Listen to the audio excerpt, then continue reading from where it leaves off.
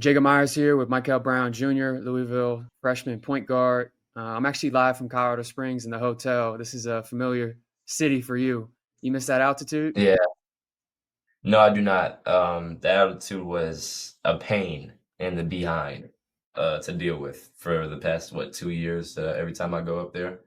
Um, it was great to be up there, but as far as, walking up the steps every time to get to my room, killer. Speaking to the USAB, I mean, you're someone, your generation, right? Like being class of 2025 is probably one of the first generations that have been most accessible, right? Like with social media, grassroots basketball is really popular now. You guys have fans, you have tens of thousands of followers on all these different social media platforms. Someone like you who, you played up, right? I mean, freshman year, sophomore year, junior year, playing up on 17s. You played for 3 national programs. How have you kind of learned to handle all of that? Because from afar, it seems like you handle it pretty well. You carry yourself with the poise, you're confident, but like, we're all human. It definitely has been a big area of growth. I think, as the higher levels you go, the higher expectations there are for you. Um, and I think just me trusting my work and knowing how much work I put in every single day. And I think it's gonna show. I just, trust my work, and I don't think there's any types of, pressure. I think it's just expectation for myself. I'm very hard on myself, so I think, just putting them expectations on myself is just gonna push me to go harder, and also just to be better. I really don't, look into, pressure. It's never pressure for me. So. Have there been any mentors for you in basketball outside of your family that have helped you deal with stuff like that? Not really, besides everybody in my circle. I'm very close with a lot of people in my circle. I'll probably say, Chucky Atkins, the people that been there day one. Chucky Atkins, he played in the league for a long time. He's been a mentor for me for years. My assistant coaches, my coaches that's known me since I started playing AAU. They just, tell me to keep applying pressure and keep working every single day. Just to keep me locked in on the main goal. And I think that that's got me to where I am now. Not just my family, but like I said, just also the people in my circle. They just kind of keep me, focused. What do you believe are must-have qualities a modern point guard in today's NBA? Man, I think, the game has definitely changed from back in, when I watched, the 2000 and 2000, early 2010s basketball. Definitely, I think you have to be able to do both, score and facilitate. But mainly just be that, that leader on the floor, that vocal leader on the floor. I think that's needed in every single point guard if you want to play at the highest level. And I'm still trying to grow into that as well. Me coming in with all these older and more experienced guys here at Louisville. Just trying to find my voice, finding my voice every single day, communicating a lot. I've been talking, Payne Siva about it. He's kind of the person that I lean on a lot when it comes to, asking questions and about how the system works. And because he's been here for a year with PK, so he kind of knows the ins and outs of it already. So just asking him questions, and he's just been telling me the same thing, just constantly talk. You really don't have to say anything. If you're just yelling, they just make sure they need to hear your voice, every moment of practice. So I think that's been a separator for me. Yeah, we're gonna jump into the tape and show why you exhibit some of those qualities. I think with you, Mhm, starts you got terrific pace. Have you kind of always had that rhythm, right? Like it seems like you're always gliding. mhm. Yeah, yeah. It's been, taught. My dad's, taught me from an early age just to play with pace. You don't want to play at one speed. The person that usually plays at one speed is the easiest to guard, as he says. So I think, playing with elite pace, a lot of stopping and going, just to like, the defense can't get a real gauge on how to guard you. They don't know whether you're going to speed up. You don't know whether they're going to, slow down. You don't know whether you're going to change direction. I think that's the biggest separator in terms of, just pace and playing with like a sense of rhythm. I think everything's a rhythm. Everything has to feel like a rhythm. And I think that's just been the separator for me as well. Just to, change of pace, because obviously because I could shoot it. So people kind of play up so I could, blow by them anytime.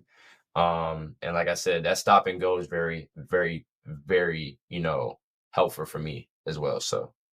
Yeah, you mentioned it with the shooting being unpredictable. A huge aspect of that and putting that type of pressure on a defense is that deep range.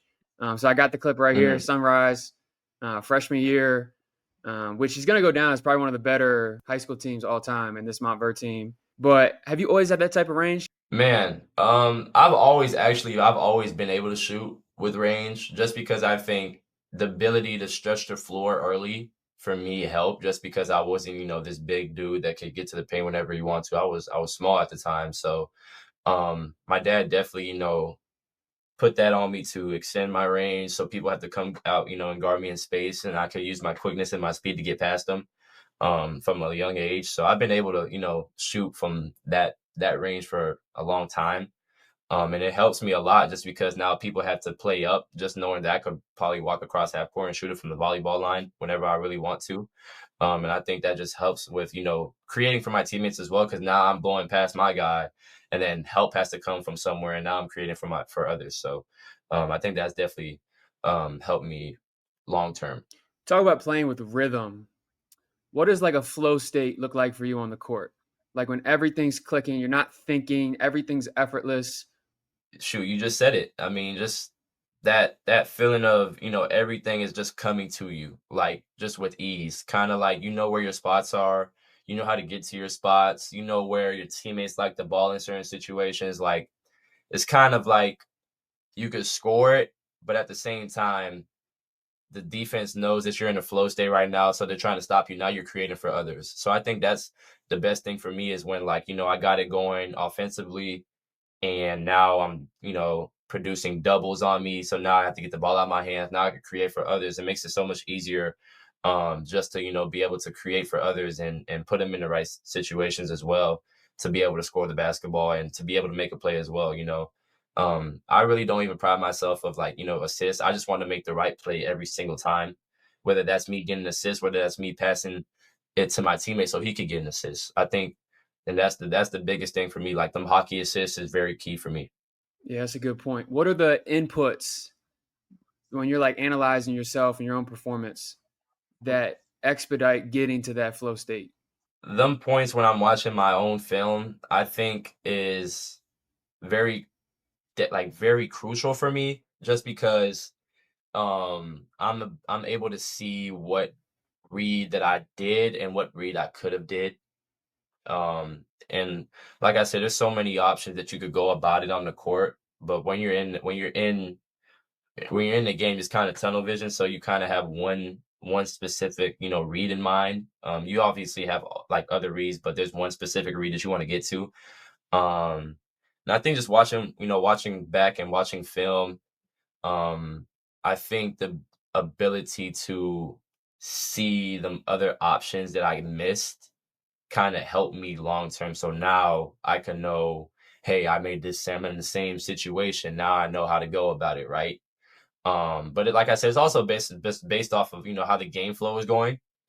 Um, and I think that watching film and critiquing my own self is definitely big for me and my growth.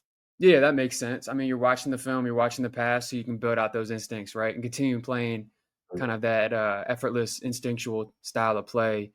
But we talked about the shooting, right? I think something that really sets you apart is, man, you put so much pressure on a defense with your tempo.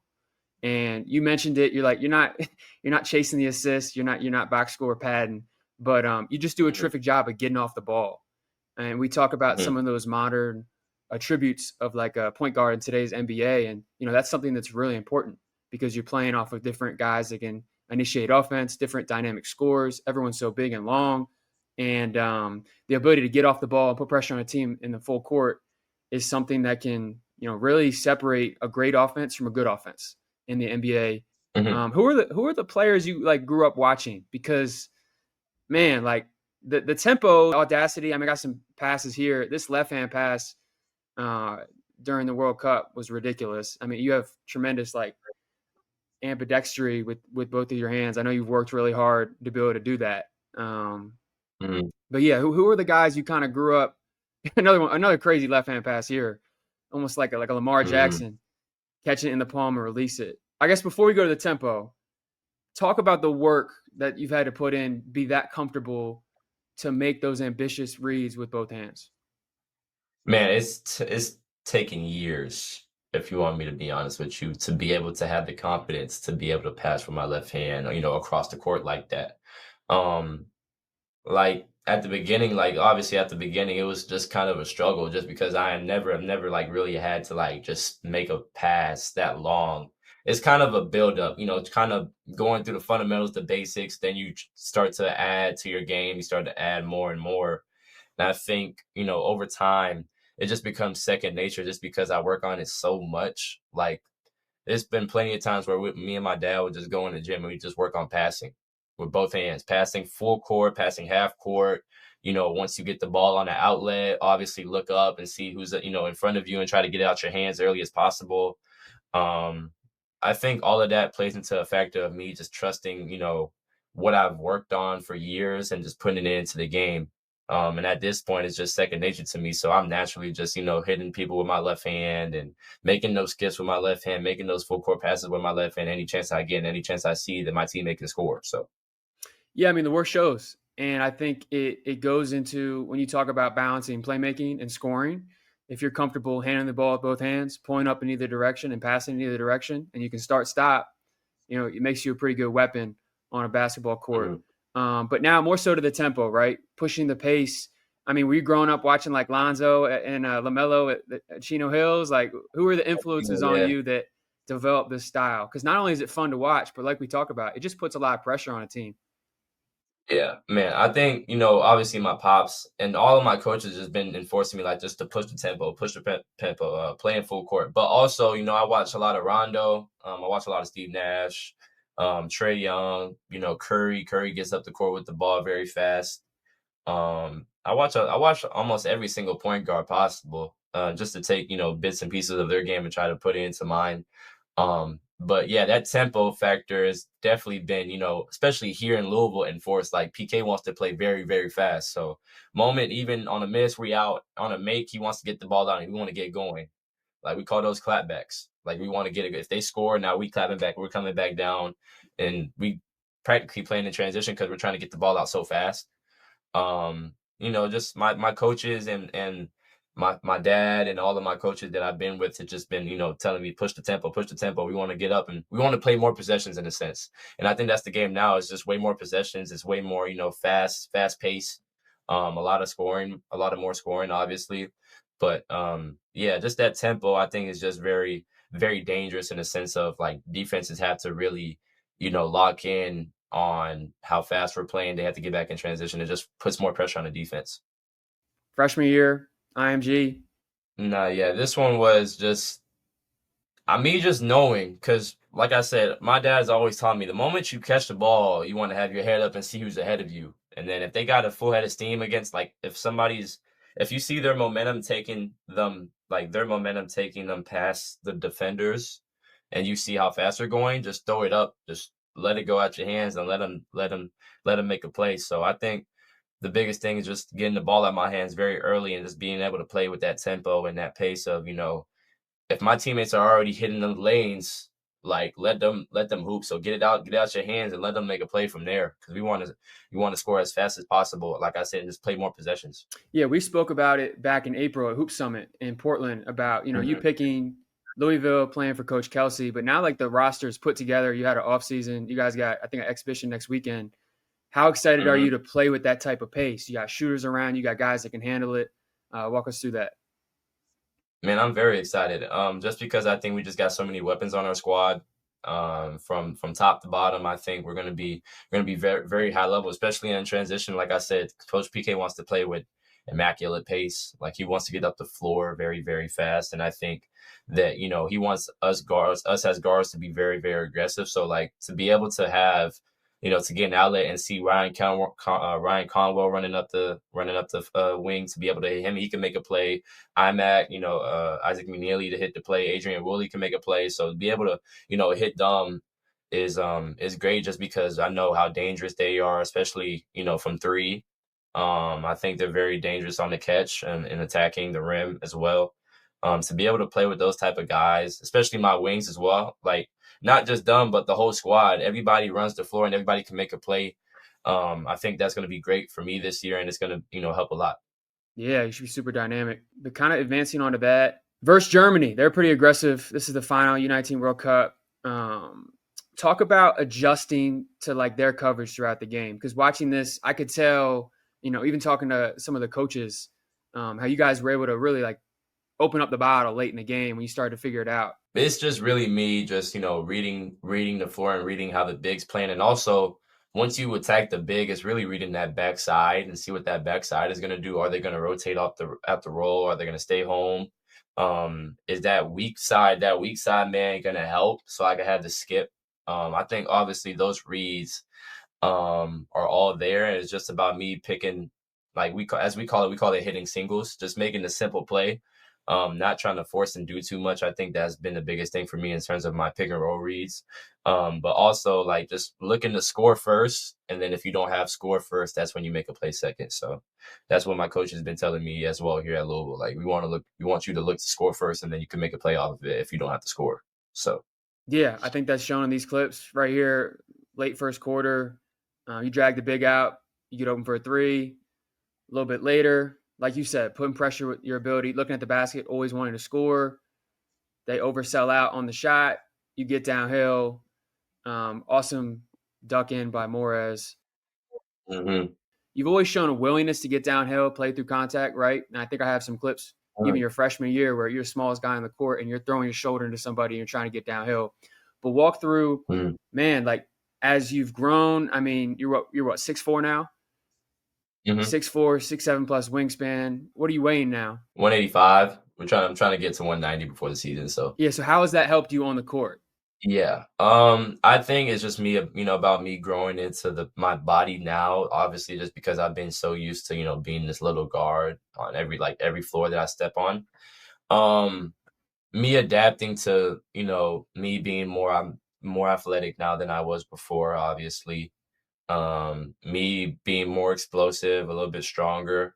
But just really trying to maintain what I had as a guard, and just add the athleticism and the explosiveness and the size and the strength with it.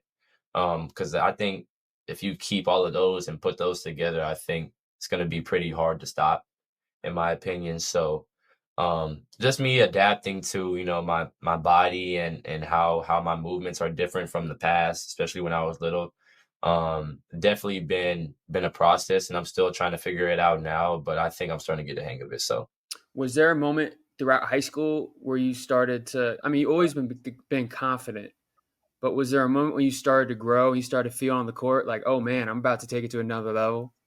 yeah, I think like I said, just in the moment you don't see it, but when you look back at it, you can kind of see that you were just growing, throughout every single year. Obviously, being able to play at Sunrise, then going to OTE and playing, and then obviously coming my senior year, with DME. I think that process and to be able to play with those type of teammates that I'm blessed to play with. I think that's kind of helped, especially, coming from Sunrise. We had Scotty Middleton, who's at Tulane now, Layden Blocker, who's at DePaul, Almar Allison plays at Bradley, John Bowes at UCF now, and then obviously Modest Buzelis, he plays with the Bulls now.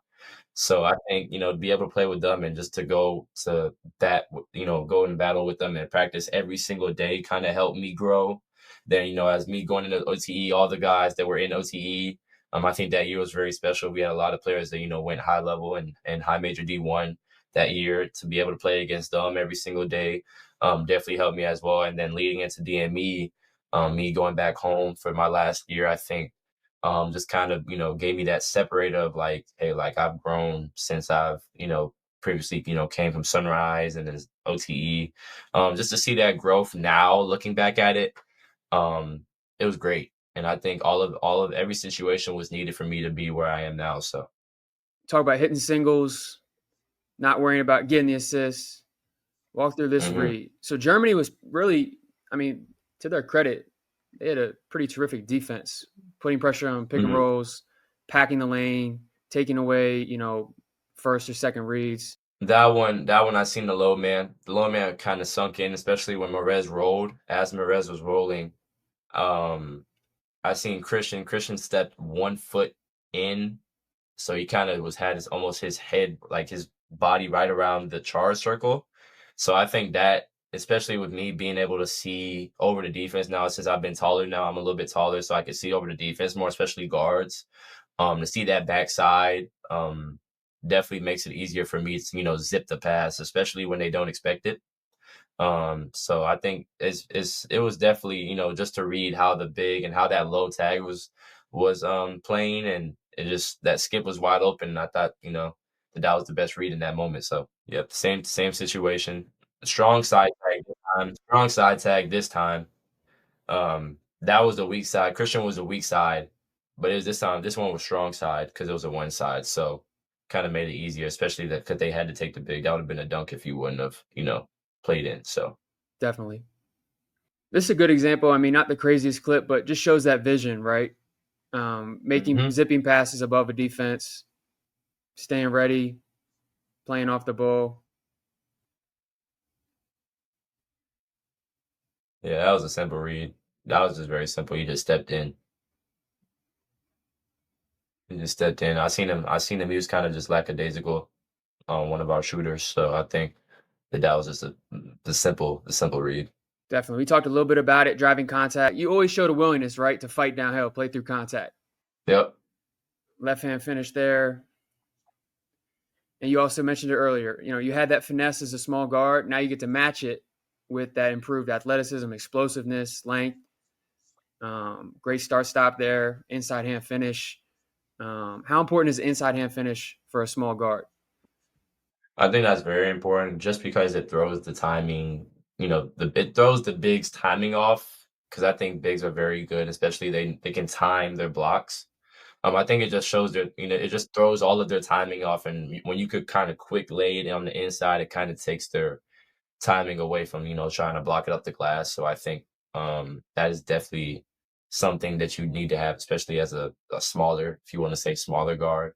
But like I said, I've had that for years. So kind of, me being 6'4" now, I could probably be more physical and go into his chest. But now, like, just to be able to keep that in my game, I think is detrimental. Yeah. So we cover the pace, the shooting, the playmaking, the ability to use both hands as a passer. I think something that also sets you apart, and I think something that could be a real difference maker for you year one in the ACC on a top 25 program team, is you do a terrific job demanding the closeout, but then reading that closeout. And I mean, that's the hmm epitome of the modern NBA. You got a bunch of guys that can dribble pass, shoot, playoff closeouts, demand the closeout here, quick catch and shoot. You've been a prolific shooter at every stage, from range, off the dribble, off the catch. Right here, doing a great job relocating. But yeah, I mean, right here, like this is big time. Just kind of putting a defense at your disposal with your shooting, setting up your teammates. And right here, you had it since freshman year of high school. Yep. Little ghost That ghost screen. action. Yep. How big of an impact do you think you can have on Louisville this season off the ball? Movement. I think movement obviously is the biggest thing just because I think people know how good of a shooter I am, so I could utilize that in terms of, ghosts. And I think a big thing that, separates Curry from everybody else, especially, is his screening.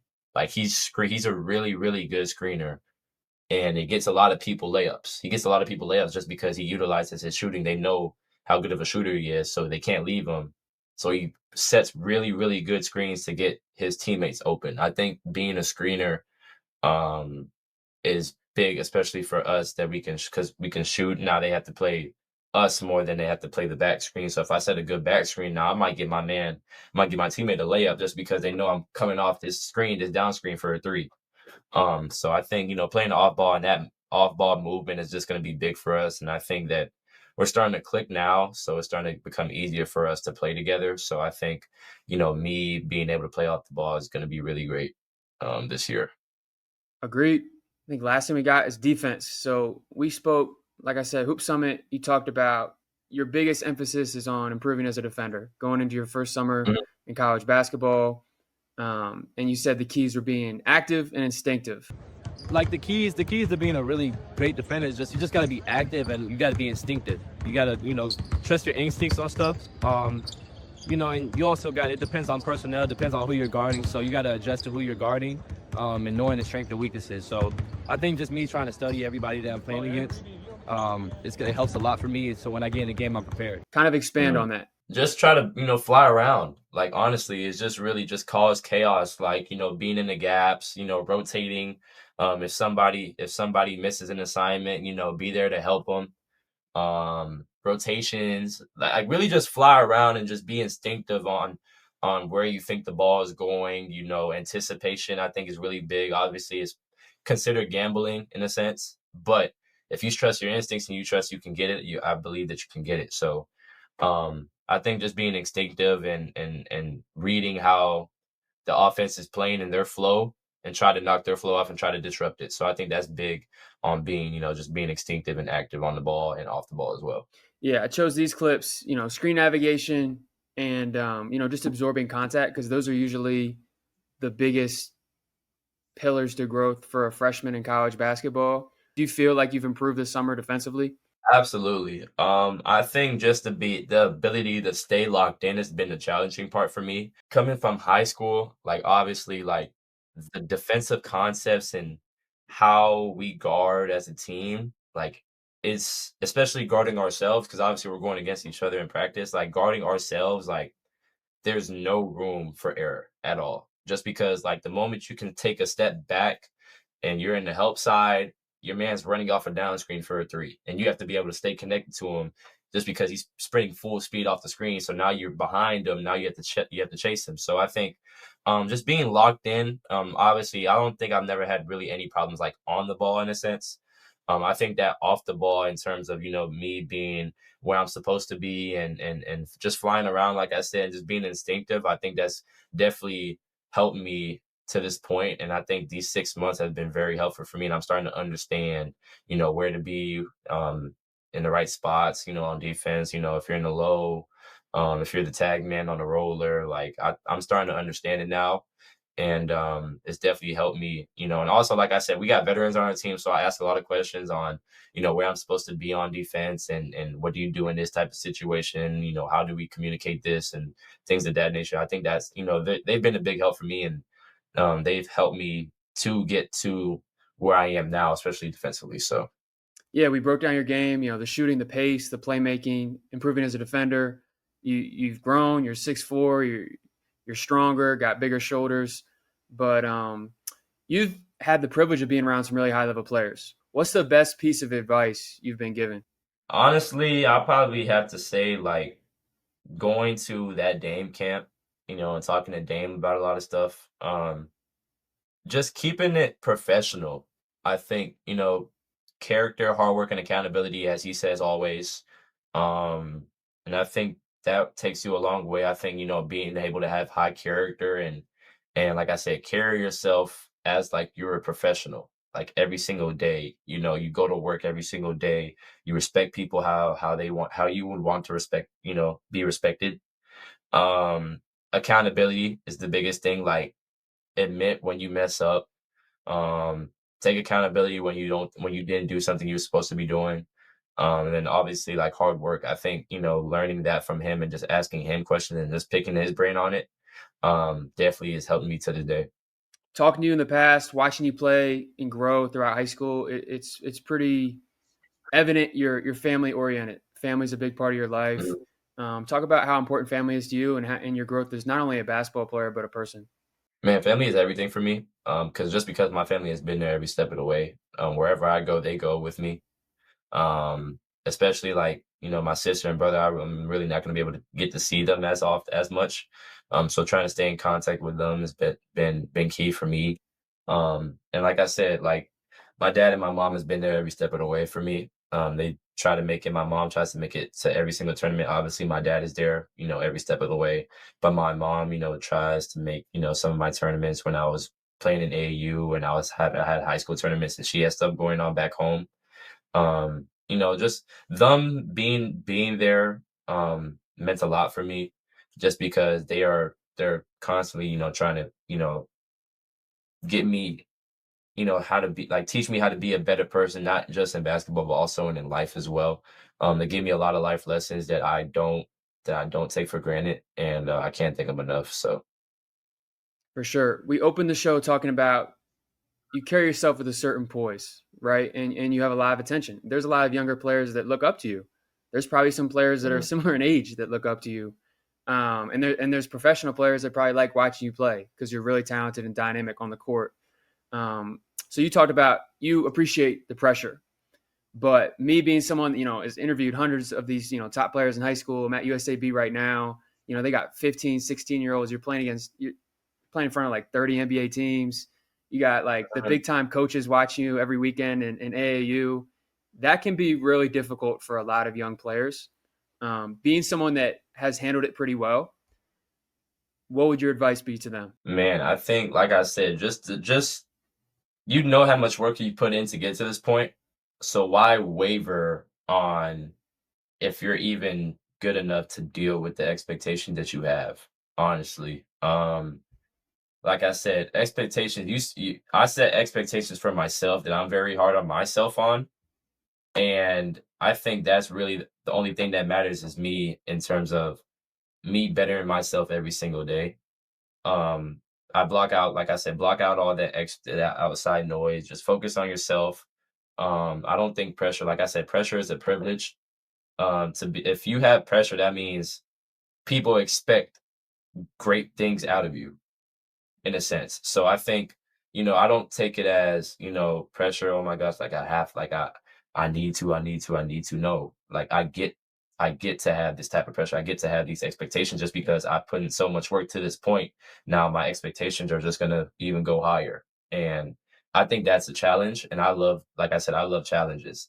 So I love to be challenged, and that's what keeps me going. So I think, just take it with a grain of salt, man, and just, like I said, focus on your work.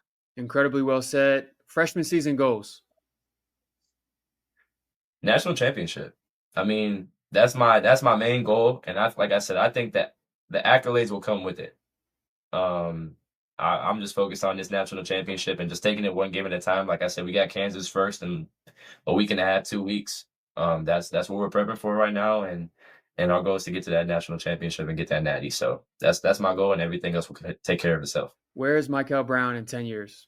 Mikel Brown in 10 years, God willing, I'm in the NBA, obviously. Um, 10 years, shoot, probably by that time, maybe probably being on my second or third contract. Um, um, like I said, that's in God's will. I mean, wherever he has me, whatever he has planned for me, man, I put my trust, and I put my all, and I put my trust in him. And whatever happens, happens. But yeah, 10 years from now, I definitely, solidify myself in the league. So I think that's my biggest goal. Love it. Appreciate your time. Yeah, you're going to be one of the most dynamic players in college basketball this year. We're kind of giving people a preview why, but thanks again for your time, and I'm wishing you the best this season. Absolutely. Thank you.